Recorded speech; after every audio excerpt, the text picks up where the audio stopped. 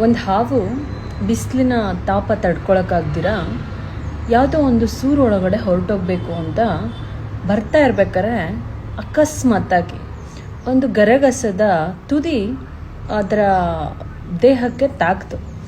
ಆದ್ರೂ ಸರಸರ ಹೋಗಬೇಕು ಅನ್ನೋ ಬರದಲ್ಲಿ ಹೋಗ್ತಾ ಇರಬೇಕಾದ್ರೆ ಇಡೀ ಬಾಡಿ ಗರಗಸದಲ್ಲಿ ಲೈಟಾಗಿ ಒಂದು ಸ್ಕಿನ್ನ ಕುಯ್ತು. ಇದಕ್ಕೆ ಕೋಪ ಬಂದುಬಿಡ್ತು ಯಾವುದಕ್ಕೆ, ಹಾವಿಗೆ.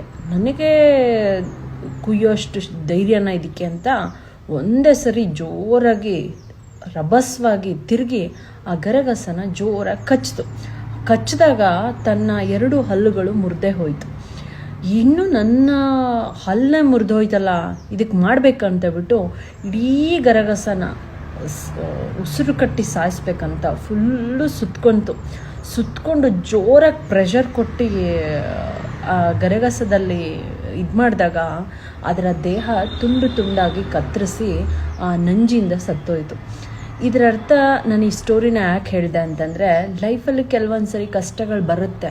ಆ ಕಷ್ಟಕ್ಕೆ ನಾವು ತಿರುಗಿಬಿಡದೆ ನಿರ್ಲಕ್ಷ್ಯ ಮಾಡಿಬಿಟ್ಟು ಮುಂದೆ ಹೋಗೋದ್ರಿಂದ ಐ ಥಿಂಕ್ ಏನೋ ಬೆಟರ್. ಆ ನೋವನ್ನ ಸಹಿಸ್ಕೊಂಡು ಮುಂದೆ ಹೋಗೋದ್ರಿಂದ ಒಂದು ಬೆಟರ್ ಲೈಫ್ ಸಿಗುತ್ತೆ ಅಥವಾ ಬೆಟರ್ ಚಾನ್ಸ್ ಸಿಗುತ್ತೆ.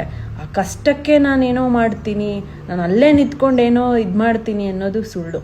ಯಾವತ್ತೂ ಒಂದು ಜಾಗದಲ್ಲಿ ನಮಗೆ ಕಷ್ಟ ಬಂತು ಅಂತಂದರೆ ಆ ಜಾಗದಿಂದ ಸ್ವಲ್ಪ ಮುಂದೆ ಹೋದಾಗ ಮಾತ್ರ ಒಂದು ಒಳ್ಳೆಯ ಪರಿಸ್ಥಿತಿನ ನಾವು ಎದುರಿಸಲಿಕ್ಕೆ ಸಾಧ್ಯ. ಸೊ ಹಾಗಾಗಿ ಮೂರ್ಖತನದಿಂದ ಕೆಲವೊಂದು ವಿಚಾರಗಳಿಗೆ ಆಪೋಸಿಟ್ಟಾಗಿ ನಾವು ಏನೋ ಮಾಡ್ತೀವಿ ಅಂತ ಹೋಗೋದಕ್ಕಿಂತ ಅದರಿಂದ ಮೂವ್ ಆನ್ ಆಗಿ ಬೆಟರ್ ಲೈಫ್ನ ಲೀಡ್ ಮಾಡೋದು ಬೆಟರ್ ಅಂತ ನನಗನ್ಸುತ್ತೆ.